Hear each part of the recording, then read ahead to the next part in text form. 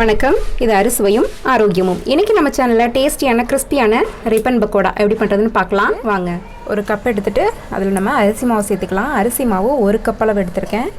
கடலை மாவு 1/2 கப் அளவு. எந்த கப்பில் நீங்கள் அரிசி மாவு எடுக்கிறீங்களோ அதே கப்பில் 1/2 கப் அளவுக்கு கடலை மாவு எடுத்துக்கோங்க. நார்மலாக நம்ம இதுக்கு முன்னாடி செஞ்ச ஸ்நாக்ஸ் ரெசிபிஸ் எல்லாத்துலேயும் பார்த்திங்கன்னா கடலை மாவு வந்து அதிகமாக எடுத்திருப்போம், அரிசி மாவு கம்மியாக எடுத்திருப்போம். பட் இந்த ரிப்பன் பக்கோடாக்கு நமக்கு கடலை மாவு பாதி அளவு தான் தேவை அரிசி மாவில். இப்போ இதில் 1 ஸ்பூன் அளவுக்கு மிளகாய்த்தூளை சேர்த்துக்கலாம். பெருங்காயத்தூள் 1/4 ஸ்பூன் அளவுக்கு. இதில் எள் வந்து 1/2 ஸ்பூன் அளவுக்கு சேர்த்துக்கிறேன். இது கூட ஆப்ஷனல் தான், உங்களுக்கு விருப்பம் இருந்தால் நீங்கள் சேர்த்துக்கலாம். அதுக்கப்புறம் இதுக்கு தேவையான அளவு உப்பை நம்ம இதில் சேர்த்துக்கலாம். ஒரு சின்ன துண்டு வந்து பட்டர் எடுத்து வச்சுருக்கேன், இதை சேர்த்துக்க போகிறேன். ரூம் டெம்பரேச்சரில் இருக்கிற மாதிரி பார்த்துக்கோங்க.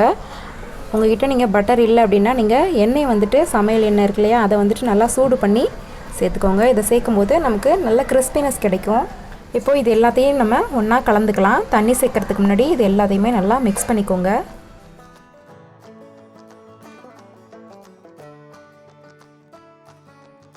இப்போ இதை நல்லா கலந்தாச்சு. இதில் தேவையான அளவு தண்ணி சேர்த்துக்கலாம். கொஞ்சம் கொஞ்சமாக தண்ணி சேர்த்து நம்ம பசஞ்சிக்கலாம். மாவு நமக்கு வந்துட்டு நல்லா சாஃப்டாக வேணும்.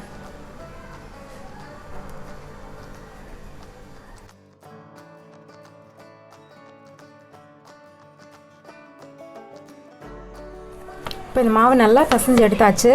இந்த அளவுக்கு உங்களுக்கு இப்படி தொட்டிங்கன்னா நமக்கு வந்துட்டு கையில் ஒட்டாத மாதிரி இருக்கணும்.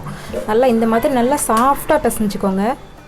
இப்போ இதை ஃப்ரை பண்ணி எடுக்கிறதுக்கு ஒரு கடாய் வச்சுட்டு எண்ணெயை சேர்த்துக்கலாம். இந்த எண்ணெயும் நல்லா சூடாகட்டும். ரிப்பன் பக்கோடா பண்ணுறதுக்கு நமக்கு இந்த அச்சு தான் தேவை. நம்ம இதை வந்துட்டு இது உள்ள இப்படி வச்சுட்டு நல்லா க்ளோஸ் பண்ணிக்கலாம். க்ளோஸ் பண்ணிவிட்டு இங்கே உள்ளே வந்துட்டு நல்லா ஆயிலை வந்துட்டு அப்ளை பண்ணி வச்சுக்கோங்க. அப்போ தான் நமக்கு ஈஸியாக இருக்கும் புளியறதுக்கு. இப்போ இதுலேருந்து நம்ம மாவை கொஞ்சமாக எடுத்து இந்த மாதிரி உருட்டிக்கலாம். உருட்டிட்டு நம்ம எடுத்து வச்சுருக்க அச்சில் வந்துட்டு ஒரு 3/4 பாகம் இப்படி வச்சுக்கோங்க, போதுமானது. இப்போ இதை எடுத்துகிட்டு நம்ம உள்ளார்க்க வச்சுட்டு நம்ம பிழிஞ்சிடலாம். இப்போ ஆயில் நல்லா சூடாகிடுச்சு. இந்த டைமில் நம்ம இதை பிழிஞ்சிக்கலாம்.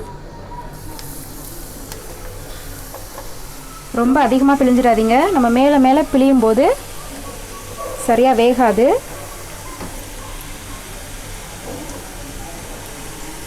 இந்த அளவுக்கு கொஞ்சம் கொஞ்சமாகவே பிழிஞ்சு எடுத்துக்கோங்க. ஓரளவுக்கு இது குக் ஆனதுக்கப்புறம் நம்ம இதை திருப்பி போட்டுக்கலாம். இப்போ பபிள்ஸ் எல்லாமே அடங்கிடுச்சு. இந்த டைமில் இதை நம்ம ஆயிலேருந்து வெளியில் எடுத்துக்கலாம். இப்போது மிச்சம் இருக்க எல்லாத்தையுமே நம்ம அதே மாதிரியே புழிஞ்சு விட்டுடலாம்.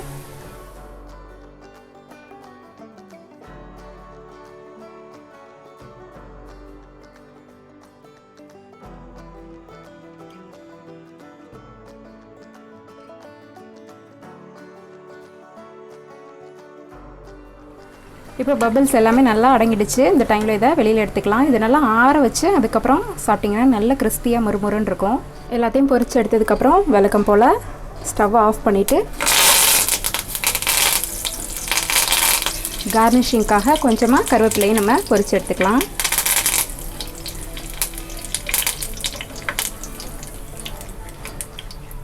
அவ்வளோதான், நம்மளோட ரிப்பன் பக்கோடா சூப்பராக ரெடி ஆகிடுச்சு. நீங்களும் இதை ட்ரை பண்ணி பாருங்கள். இந்த வீடியோ உங்களுக்கு பிடிச்சிருந்ததுன்னா மறக்காமல் எங்களோட சேனலை சப்ஸ்கிரைப் பண்ணுங்கள்.